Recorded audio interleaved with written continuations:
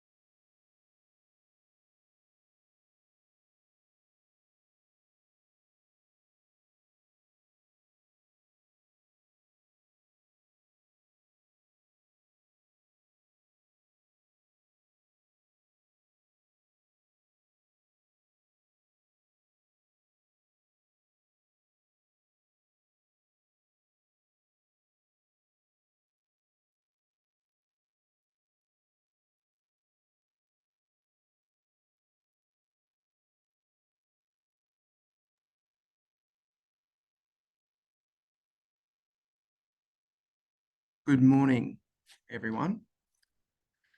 And thank you for joining us today. I'd like to begin this webinar by acknowledging the Gadigal people of the Eora Nation, the traditional custodians of this land. I pay my respects to the elders, both past and present, and extend those respects to any Aboriginal and Torres Strait Islanders who are joining us on the webinar today. I would also like to, at the start, on behalf of the entire team, extend my deep thanks and gratitude to those First Nations peoples who have generously and frankly engaged with ARENA and shared their knowledge and experience with us as we have developed the regional microgrid program. The purpose of this webinar today is to introduce you to our new regional microgrids program, which replaces the former Regional Australia Microgrid Pilots program. The new program includes the funding that was available under the old program for microgrid pilot projects, and also includes new funding of $75 million for First Nations community microgrids. My name is Jack, and I'm an analyst within the Business Development and Transactions team, or BDT for short. ARENA has many different teams across legal, knowledge sharing, and project delivery, to name a few. But our BDT team is primarily responsible for program development and launch, and then working with applicants throughout the ARENA assessment process. I am joined today by Darren Miller, the CEO of ARENA, as well as Dan, Leon, Tom, and Dom from our Business and Development and Transactions teams. Now for the agenda. Firstly, Darren will give an overview of ARENA, following which we will delve into an overview of the program, the eligibility criteria, the merit criteria under which projects will be assessed, and the program's key dates. We are looking to answer questions at the end of the presentation, and I invite you all to add questions using the Q&A function as we move through the presentation today. I'll hand over now to Darren to provide an overview of ARENA.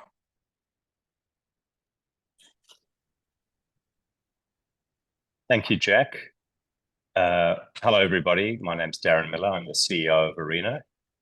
I wanted to just reiterate Jack's acknowledgement of the lands on which we meet today. I'm on Gadigal land too, and pay my respects to the Gadigal people of the Eora Nation, and extend that respect to all First Nations people with us today on the various lands on which we meet.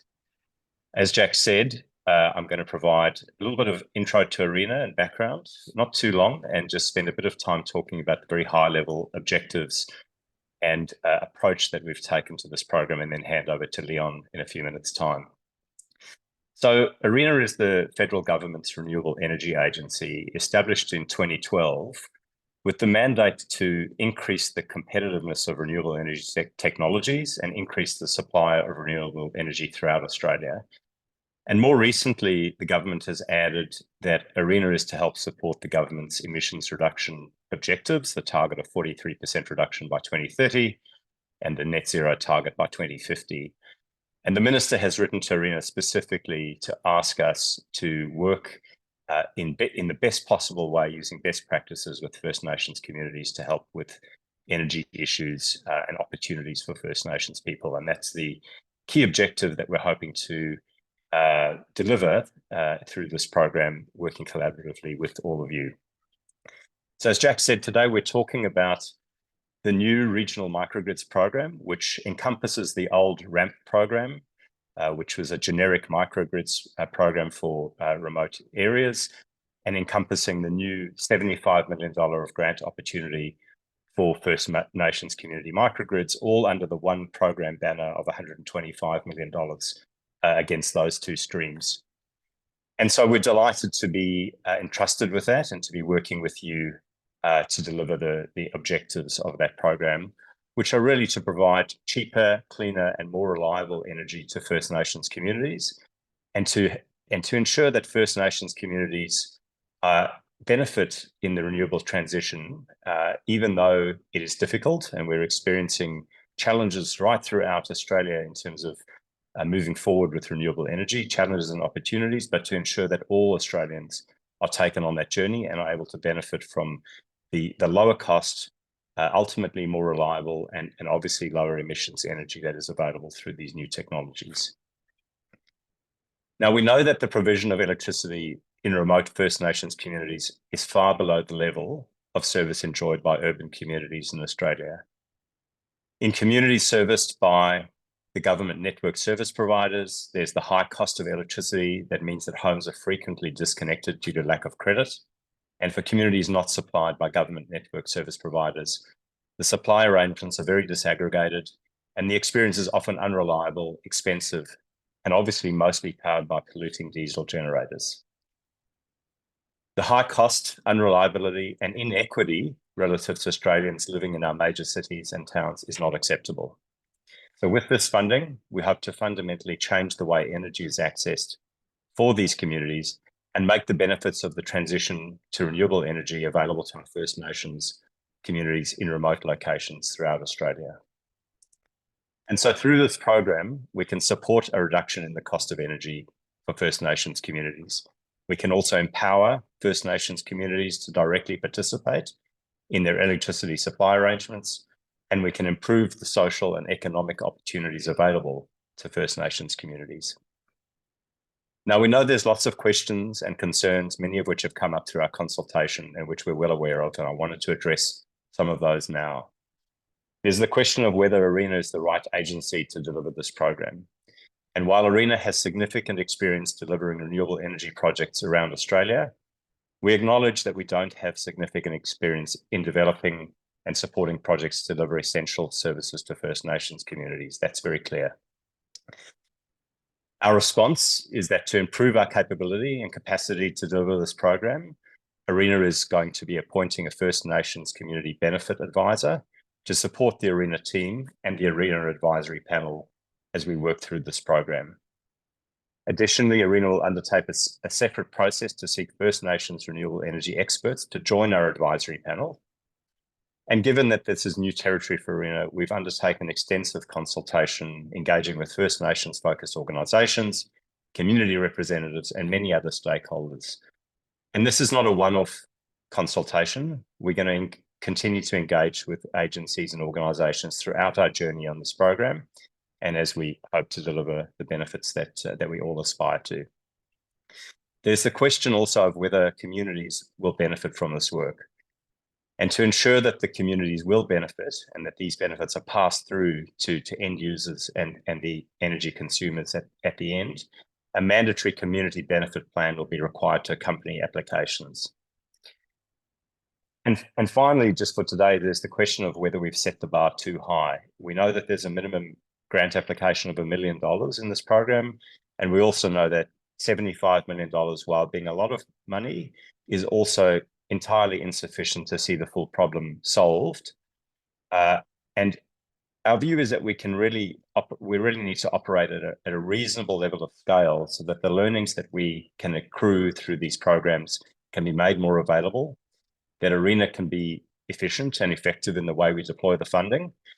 And in taking into consideration the bar for applicants, we've broadened the application criteria as far as possible to ensure that we've got the widest set of people and communities that can apply for this program. We're very open to your questions, and we aim to listen thoroughly through this process. We thank you for the opportunity to work with you on this and very much look forward to seeing if we can make a big impact through this program.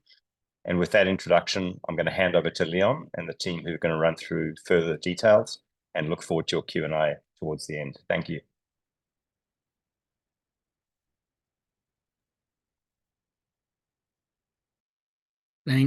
Thanks very much, Jack, and thanks Darren, and thanks for taking the time to join us this morning, Darren. So I would like to reiterate the acknowledgement from Jack. I'm joining from Wiradjuri country this morning. It's a bit fresh down here on the Murray River, hence I think I'm the only one with a jumper on. I'd also like to reiterate the acknowledgement that Jack gave for all of the advice and guidance that's been provided to the team in developing the program. We've done a lot of consultation, very extensive, and people have been very, very generous with their time to help us hopefully do what we can to get this program in the shape that it's in. So that's been very, very, very helpful. So I'd also, just to note, an extra piece of housekeeping. We are recording this presentation this morning. Just wanted to let you know that as we move forward. Hopefully you saw that little notice as you joined, but just mentioning that for everyone's benefit. So I'm going to provide a brief overview of the new program and the assessment process, and then Jack and Tom will dive into a bit more detail, and hopefully we'll have some time, or we should have some time for questions at the end before wrapping up, hopefully by about 12:15, something like that, kind of penciling that in as the latest. So feel free to jump in, add your questions, and we'll get to those when we finish running through the details of the program. Next slide, please, Tom. So as Darren and Jack have mentioned, so $75 million in grant funding was allocated to First Nations regional microgrids, First Nations community microgrids, to provide cheaper, cleaner, and more reliable energy. So ARENA has combined this allocation with the existing Regional Australia Microgrid Pilots Program, which is a mouthful, to form a program with a much simpler acronym, the Regional Microgrids Program, or the RMP. So to start with, to help follow along today, and I guess another piece of housekeeping, particularly with Tom and Jack's deep dive into eligibility and merit criteria, it'd be a good idea to open a copy of the guidelines. Now they're available on the ARENA website. You can download them from there. You can use the QR code if that works for you. If the QR code is not working and you want to get those guidelines, go to arena.gov.au, click on funding, and then click on the Regional Microgrids Program, where you'll find a link to the guidelines document. That just might help. And also in Q&A, we could be referring to sections of the guidelines. Thanks, Don. So while the Regional Australian Microgrid Pilots Program and the First Nations Community Microgrids have been combined under one umbrella program, they are delivered as distinct streams under the new Regional Microgrids Program. So Stream A delivers the existing outcomes under RAMP. That is the previous $50 million RAMP program now exists as Stream A, and Stream B is the First Nations Community Microgrids with $75 million allocated, so a totaling $125 million under the new program. The program will be is an open program. And applications are assessed individually on their own merit against the merit criteria. So that means effectively, like, it's not a competitive program in the sense like a tender box where we line all the applications up, and on a certain date we draw a line and award funding. We actually assess applications as they come in individually on their own merit against the merit criteria. You'll see on the slide, ARENA reserves the right to adjust total funding allocation or reallocate funding from Stream A to Stream B. And next slide, please, Don. Thank you. The program outcomes are here on the screen for each stream. So those familiar with the previous RAMP funding will recognise the Stream A outcomes, which is really looking to support development and deployment of solutions that enable coordinated use of DER technology. Looking to support improved resilience and reliability of electricity supply in regional Australia and resolving barriers to deployment of microgrids. What will be new to everyone are the outcomes of Stream B for First Nations communities, and Stream B is looking to support projects that reduce the cost of energy and provide other community benefits, provide cleaner and more reliable energy, empower First Nations communities to participate in the electricity supply arrangements and the development of energy infrastructure, and like Stream A, resolve barriers to the deployment of microgrids. So the guidelines provide more information on how to demonstrate merit against those outcomes, and Tom will talk more to those points a little bit later on. Thanks for that. So Dom, so here you've got some key high-level program metrics, which allow me just to, I guess, point out a couple of things. Obviously, we've talked about the grant allocation between each stream, so 50 million under Stream A and 75 million under Stream B. The minimum grant on both streams is now $1 million. Now, that is, as Darren has mentioned, and we certainly have heard and acknowledged that there is a sense that will inhibit some very small projects and also particularly maybe projects delivered by small communities. What we're trying to do here and what we've heard in consultation is there is a very, the transition to clean energy across the isolated systems across Australia and regional Australia is going to have a significant cost, in the order of $5 billion plus for those remote isolated communities. So $75 million is a lot of money, but relatively small in terms of the scale of the transition. So what we're really trying to do here with this program is support those significant transformational projects that really aim to ensure that the outcomes of Stream B are integrated into that transition that is ongoing. So you'll also see under Stream B that we've got a higher expected grant range, and that I think reflects that view that we really want to support those significant projects that can support that transition and empower the communities and enable the communities to participate in that transition. The last line there, the grant amount, ARENA expects grants of up to 50%. One change that we've made with the updated guidelines is that you'll see in a little footnote there, and you'll also see this, you'll see this elsewhere, is that while we expect grants of no more than 50%, grants of more than 50% will be considered, and that's acknowledging the high cost of delivering projects in remote locations, but also the additional development work that can be required for delivering programs in the remote location. Thanks, Dom. And now I'm just going to briefly talk about the assessment process before Jack and Tom go into detail. Thanks, Dom. Right, this is a very high-level overview of our assessment process.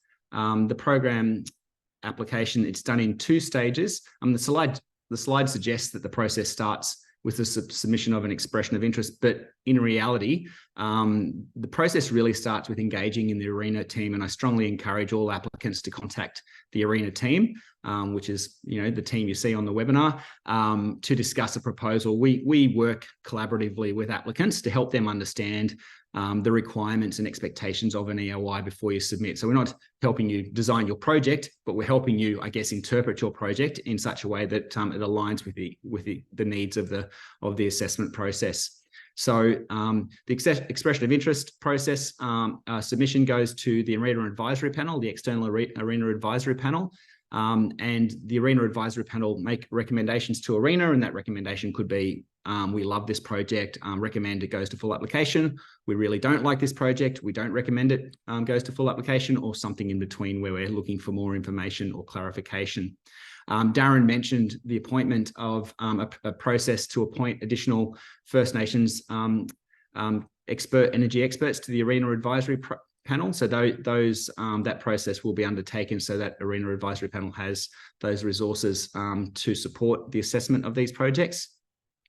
Assuming we get through the EOI stage, you submit a full application, which is more detail. We expect the project is more developed, and there are also then additional the sort of compulsory documents that are required at the full application stage, which Tom might mention, such as the community benefit plan and the community engagement plan. So again, once the full application is submitted, it is assessed by the external ARENA advisory panel, and potentially ultimately, if successful, considered by the board for funding and a funding agreement negotiated. So I will hand over to Jack now to start going into a little bit more detail on the program design. Thanks, Leon. So for those of you who are familiar with ARENA's assessment process, the eligibility criteria can seem similar to an airline safety briefing. But I assure you that there are some new features and some aircraft-specific features of our program that you need to take notice of. And these eligibility criteria are applicable to both Stream A and Stream B, which is the First Nations microgrids. So we have 6 eligibility criteria, all of which must be satisfied for an applicant to be deemed eligible and their project to progress to a merit assessment. The first of which is eligibility criteria A, which dictates what is an eligible applicant. To be an eligible applicant, you must hold an ABN at the time of applying and throughout the life of the project and satisfy one of the following entity types from this list. Following consultation, the entities eligible to apply under the program has been significantly broadened beyond ARENA's typical eligibility rules. For eligibility criterion B, an applicant must demonstrate the deployment of project enabling equipment and technology, the use of renewable energy technology, or demonstrate a contribution to an increased uptake of renewable energy. And as the regional microgrid program name suggests, be located in an interregional, outer regional, remote, or very remote area. A link to the Australian Bureau of Statistics definition of remoteness areas can be found in the guidelines. For eligibility criteria C, D, and E, you must demonstrate that a majority of activities and project activities take place in Australia, that you have the ownership, access, or beneficial use of any intellectual property rights to carry out the project, and you must agree to publicly share knowledge and information about the project. Eligibility criteria F requires an applicant to be compliant with the Workplace Gender Equality Act of 2012, meet its requirements in relation to the Modern Slavery Act of 2018, disclose any litigation, arbitration, mediation, or conciliation taking place, pending or threatened against them, and the applicant must not have contravened any current Australian sanctions laws. Tom will now take us through the merit assessment. Thanks, Jack, and hello to everyone online. For both the eligibility criteria and the merit criteria, there's probably a lot to take in there. So just remember that after you've read the guidelines, you can always get in touch with us if you need some help understanding what any of that means. So we have, sorry, it's on side. We have 5 merit criteria, A, B, C, D, and E. So running through these quickly, merit criterion A assesses how well the project contributes to the program outcomes. Merit criterion B assesses the capability and the capacity of applicants to deliver the project. C relates to how well designed the project is. Merit criterion D is whether the project is financially viable and can demonstrate that it has required co-funding to deliver the outcomes. And lucky last, merit criterion E is the value of the knowledge generated by the project. I'm only going to briefly touch on each of these criteria in this presentation, and we expect that applicants will familiarise themselves with the relevant sections of the program guidelines. So starting with merit criterion A, this sets out the assessment criteria for how a project contributes to the regional microgrid program outcomes. As Leon mentioned earlier in this presentation, the program has distinct outcomes for each stream. Under stream A, those outcomes are supporting innovation and acceleration of microgrid technology, improving reliability and resilience of electricity supply in regional areas, and overcoming the remaining barriers to microgrids. Further details are available in the guidelines, and the message that we want to convey to you is that when putting together your application, be sure that you frame your project outcomes in line with the project outcomes. For stream B, we have 4 outcomes, one of which is common with stream A. These outcomes are reduced cost of energy and other benefits to First Nations communities, achieving cleaner and more reliable electricity supply in First Nations communities, empowering those communities to participate in their electricity supply arrangements and the development of energy infrastructure, and overcoming the remaining barriers to microgrids. We recognise that some aspects of these outcomes might be less familiar territory for some applicants in the renewable energy space. And once again, further detail can be found in the guidelines. So Merit Criterion B assesses the ability of an applicant and any of their partner organisations to deliver the project. This has two components. Capability refers to skills, the expertise, and the experience of the applicant, and capacity refers to the resourcing available to the applicant, and it includes things like number of staff, facilities, and equipment. For applications under Stream B, we've introduced consideration of the applicant's cultural competency as it relates to their engagement with First Nations communities. We understand that this may be a novel assessment criteria that applicants may not be familiar with, and it's also a new criteria for ARENA to be making assessments on. We encourage people who may not be familiar with cultural competency to seek out further information. And again, we're happy to discuss further in our consultations with applicants. A further comment I want to make is on whether or not communities should apply directly as the lead applicant.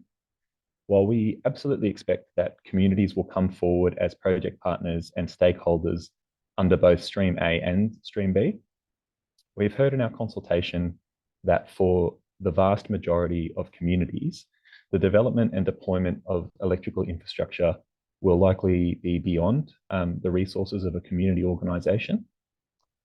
There are, of course, exceptions to this, but in the majority of cases, we would expect that capable infrastructure developers will lead applications in partnership with communities. Merit Criterion C assesses the design and methodology of the project itself. This includes the design and methodology of project development and implementation, the merit of proposed risk assessment and management, the merit of community engagement, and under Stream B, the merit of the approach to community benefit. There are additional attachments that applicants will be required to submit with their applications, and I will run through those after we've gone through the merit criteria. Merit criterion D relates to the application's finances. Does the grant request represent value for money? Do the applicant and any partners have the financial capacity to deliver the project? Is there appropriate co-funding? And given the critical nature of reliability for these projects for the communities that they serve, the financial capacity of the applicant to operate and maintain the system over its lifetime. And lucky last, once again, the final merit criteria relates to the knowledge that will be created and shared from the project.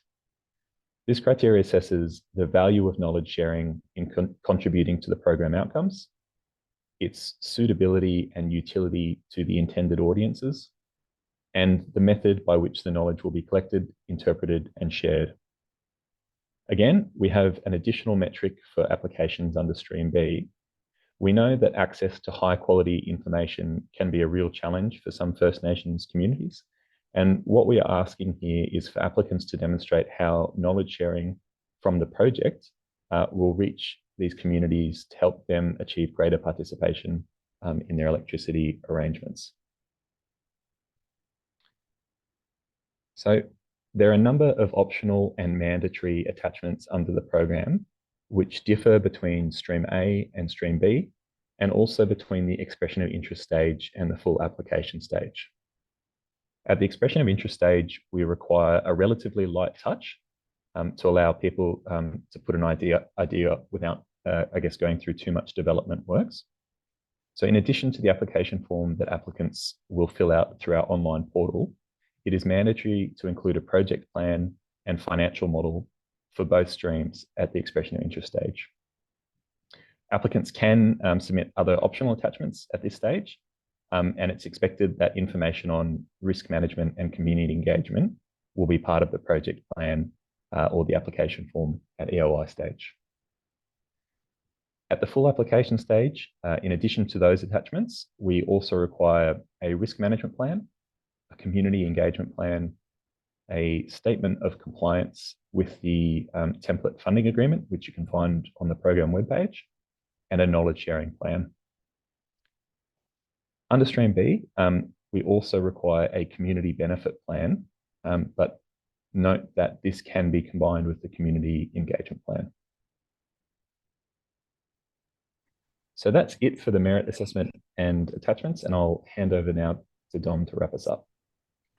Thank you, Tom. As previously mentioned, the program's now open and it's expected that expressions of interest, the program will close to expressions of interest by the 19th December 2025.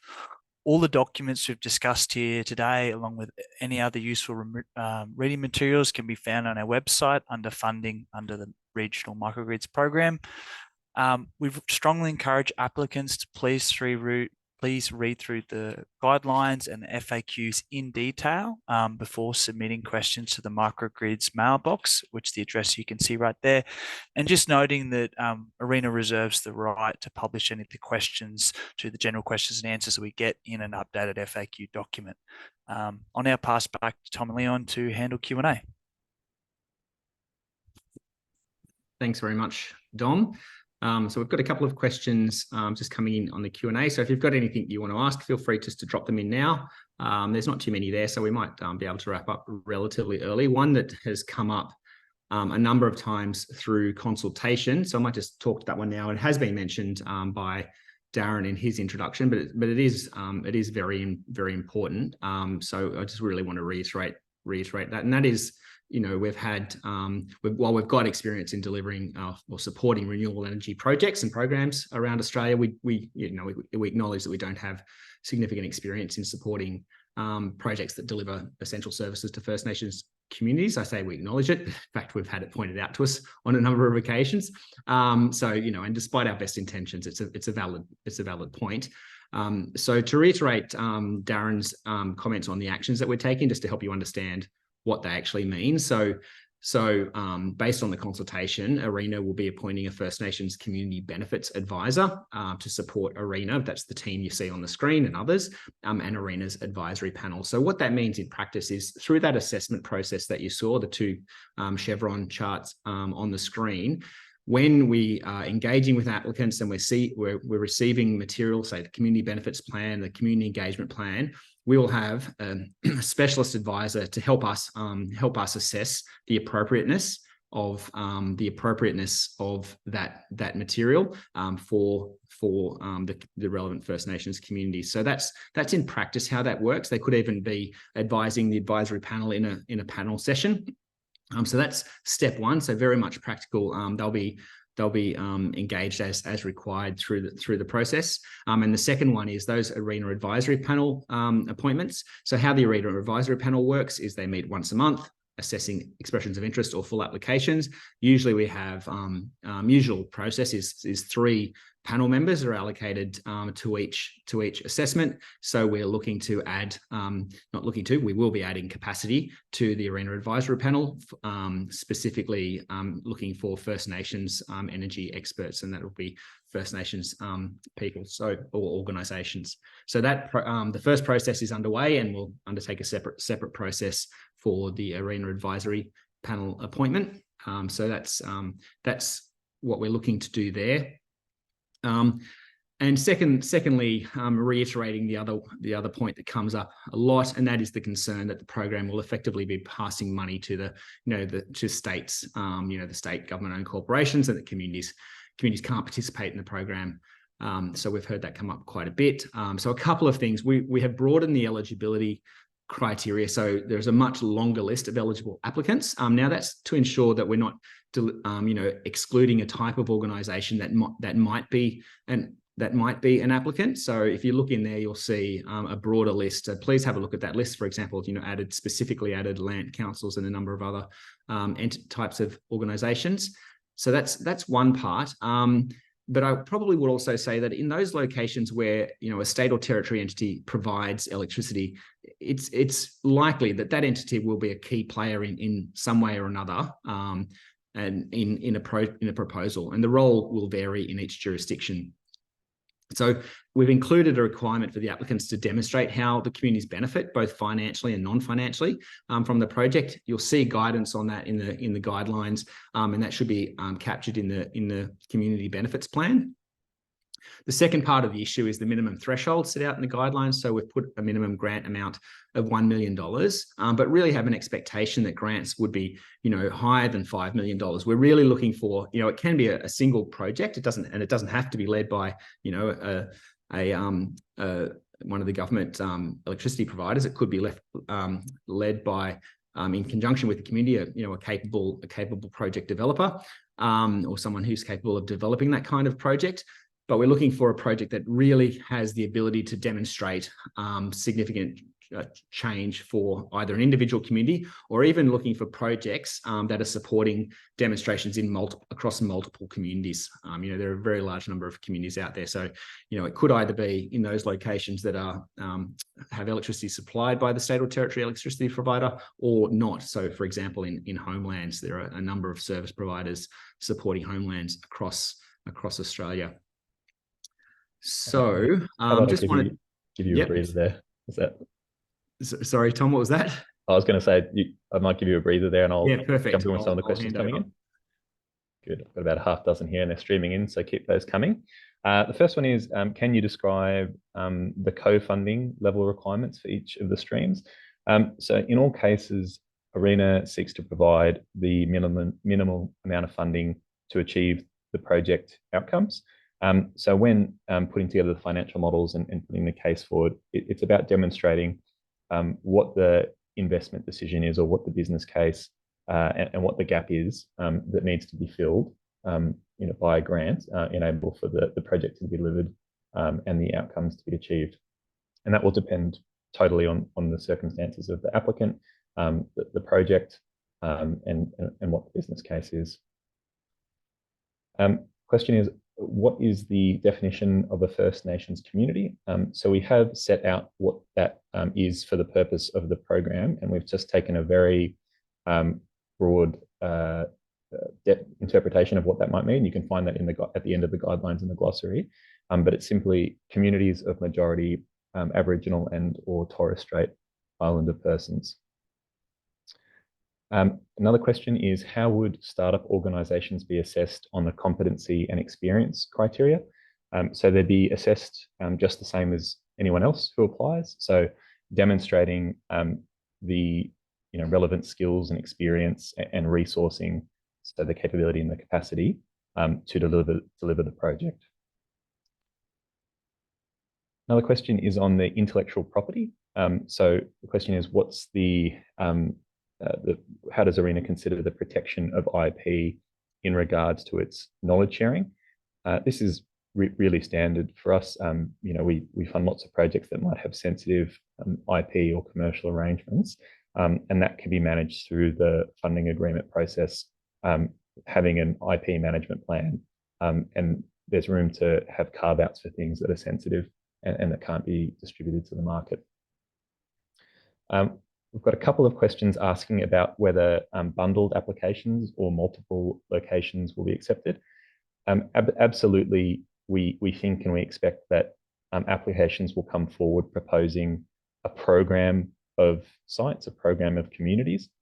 It's certainly possible for a single community to come forward, but we think that leveraging change and overcoming some of the barriers we see in the market will be well served by a program of microgrids.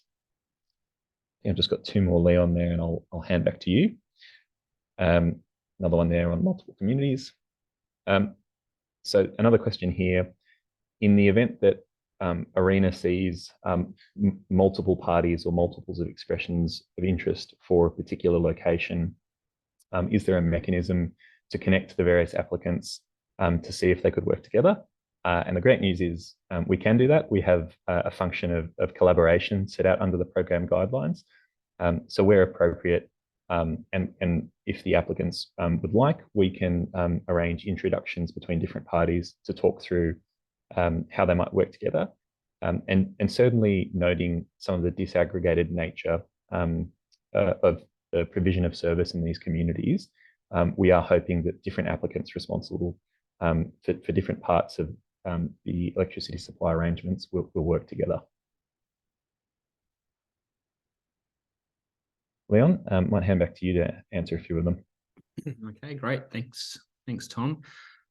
So under merit criteria, there is support technical innovation. If the innovation is developed in institutions outside of regional, rural, remote areas, is that non-compliant? So I think this is one of those ones where it's going to be very much, a qualitative assessment of what's going on. You would expect that, technical innovation is not going to be supported in the microgrid remote location that it's actually being delivered in.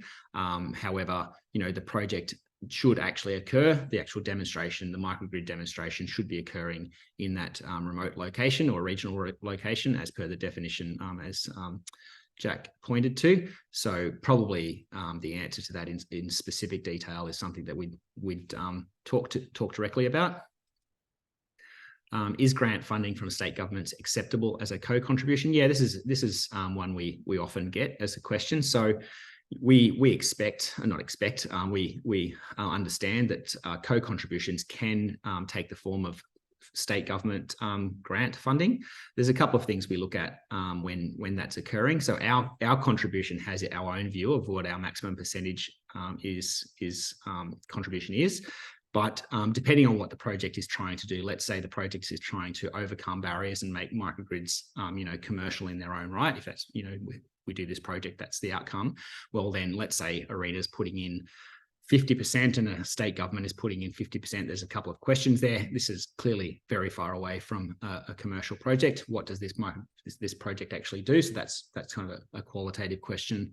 That we'll ask, and then the second part of the question is, who's benefiting from the project, and are they contributing appropriately? But that's probably, I guess, a general response. We really look at that on a case-by-case basis, but certainly we can accept, other government grant funding as part of the co-contribution. So can you please explain embedded microgrids for FAQ definitions? Can it be connected to the NEM? Yeah, the definition of a microgrid is just one of those things that is fraught with challenges. So we specifically, way back when we did RAMP, specifically didn't define what a microgrid was, because while there are clear definitions that people just say that's the definition, there are also multiple clear definitions that people adhere to. We did use one definition was embedded microgrid. Now, kind of distinct from just say an embedded network. The idea of an embedded network, let's say it can be connected to the NEM. It's a local sort of electrically located DER assets that are actually controlled to provide support in that locale, but also maybe provide services back to the main grid, probably, and as distinct from say just an embedded network, which is effectively just resources behind a parent meter, for example. So it's actually where there is a function. It doesn't necessarily have to isolate, because that can sometimes be a bar too high and not necessary to achieve what it's trying to do. But it can be electrically located assets, connected to a larger networks. That is possible. So I got another one here. Didn't click through. What are the timeframes for assessment, and when is the likely earliest project start date?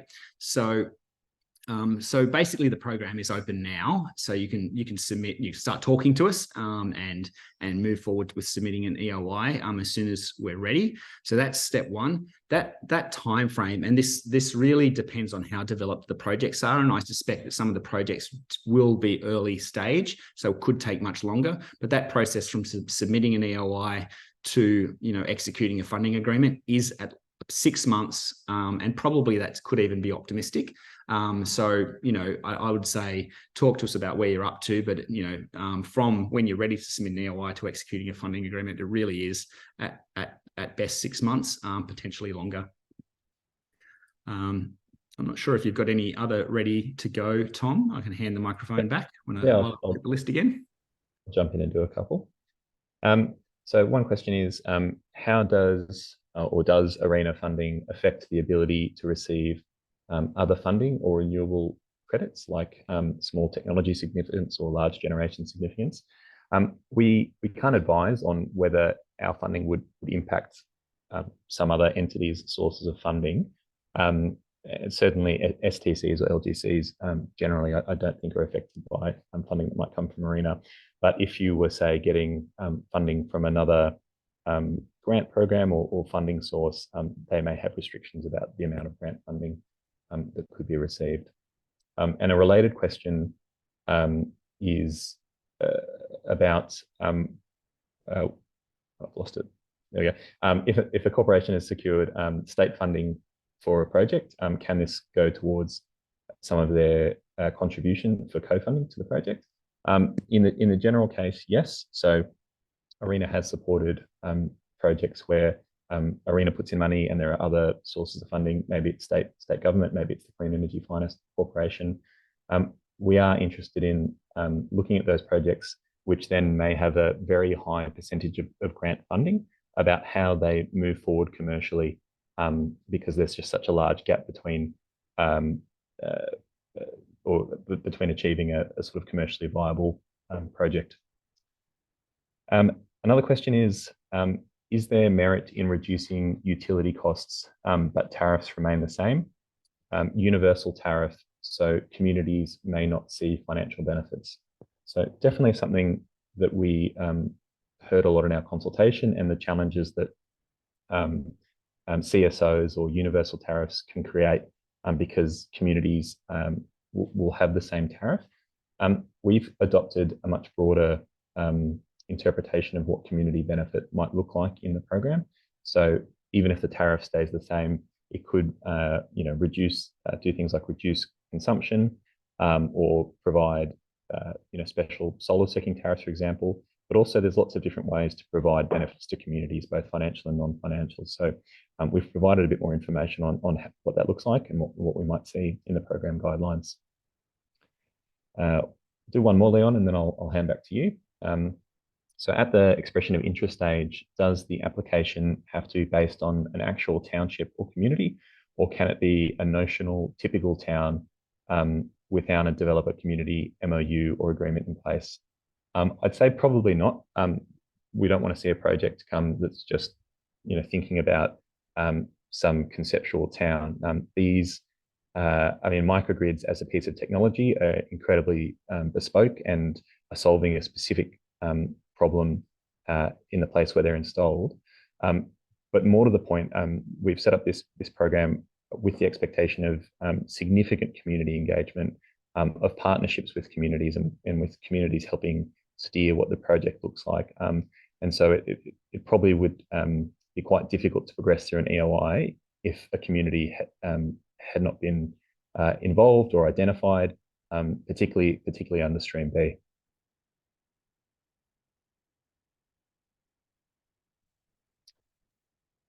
Leon, you want to pick up the conch? Sure. Yep, absolutely. This one here, I think we've kind of addressed it a couple of times.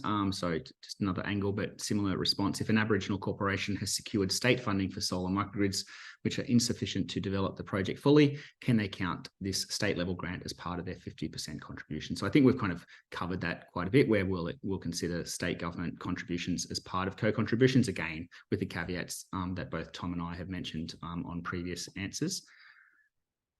How is ARENA supporting First Nations communities' capacity and capability to apply for this program, and what engagement are you doing to let First Nations communities know that this program is available? So this is, a really challenging one, obviously, considering the significant number of First Nations communities out there. So in the first instance, we will and have done a lot of engagement through our channels, and those channels include a lot of First Nations organisations, and we've engaged with a lot of representatives of community groups.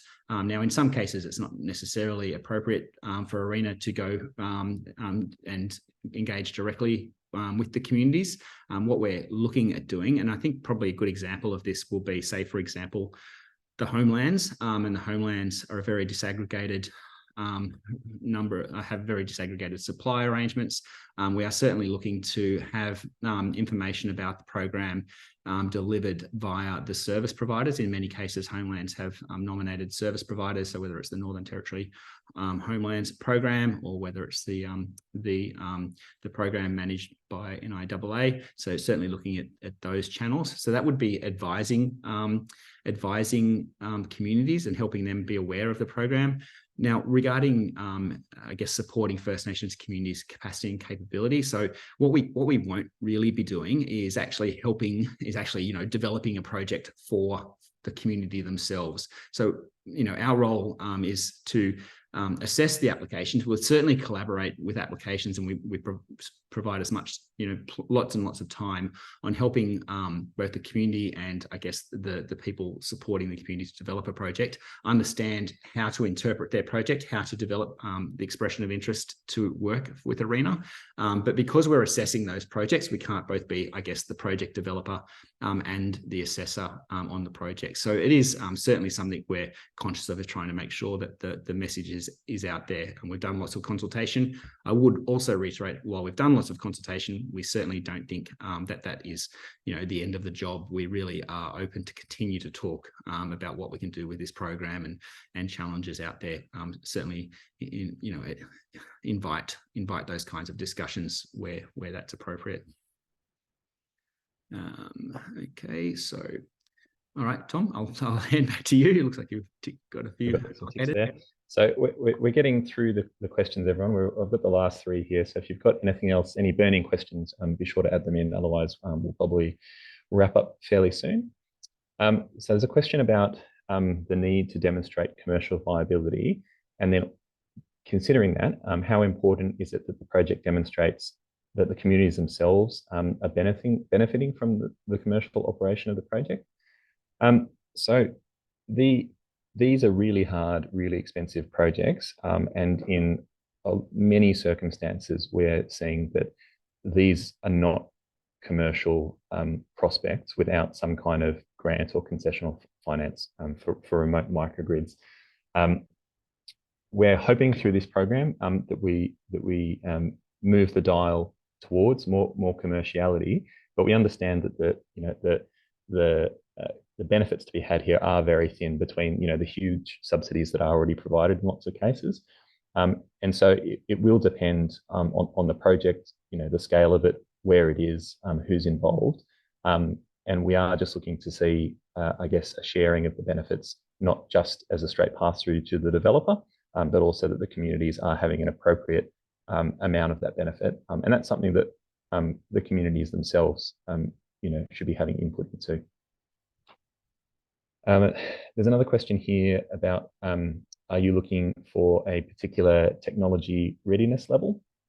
So for people who aren't familiar with what a TRL is, there's information on the website, but that is a rating scale for how advanced a technology is. And that might be at one end, very preliminary benchtop kind of prototyping, and at the other end, basically a commercial product that you can just go and buy, procure, and install.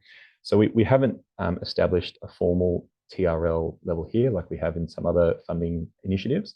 But what you can see, how you should interpret what we're looking for here is kind of set out in the program outcomes. So under Stream A, we're using the language of innovation and acceleration, and we're expecting that the microgrid solutions, as well as the other goals of reliability, are demonstrating some innovativeness and demonstrating something new from a technology perspective in the market. And then under Stream B, we've got a heavy focus on the reliability and ensuring the good operation of those systems in the communities that they're serving. And you might take that to mean something more along the lines of mature technologies in innovative applications. And let's do one more here, Leon, then maybe you can do the last one. So there's a question about the prospects for including foreign agencies or people in the applications. Do they need to contribute any funds, or can they be included just to provide technical expertise or suggestions? So there's a couple of things this could mean, and happy to sort of follow up if I don't quite answer this for you. But in regard to can overseas organizations or individuals be part of a project? Yeah, they can. We do have limits on the amount of overseas funding that can be spent. I think it's 10%, but check the guidelines for the amount. So they can certainly be part of the project, but the amount of ARENA funding that can be put towards overseas expenditure, it does have a limit on it. Thanks, Tom. So I'll just about wrap up with this question. So the question is, given warranties and O&M services for batteries are not as mature as solar and hence impact project life and commerciality, how does ARENA think you can assist in this area? I think probably one way to think about this, Alan, is that part of the application is setting out what the proposed commercial arrangements are for the project and the assumptions underlying those commercial arrangements. And what we like to see, or what we need to see, is those commercial arrangements and assumptions reflected in the financial model, which should show us effectively, a financial model reflecting the lifetime of the project. So in that, we'd be looking to see what the O&M contracts look like, what the assumptions around asset lifetimes are. So particularly batteries is really what you're asking about in this particular case.